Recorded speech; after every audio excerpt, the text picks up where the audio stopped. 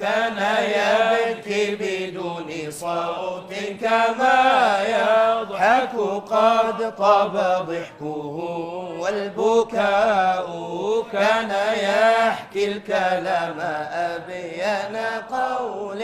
ليس سردا وليس فيه وراء كان لا يأنف التواضع مهما جل قدرا وما له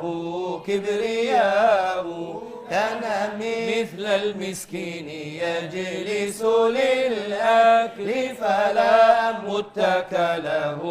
لا اتكاء كان فوق الحصير يرقد زهدا أو هديم الحوش بليف وطاء كان إنما يذكر الله مولاه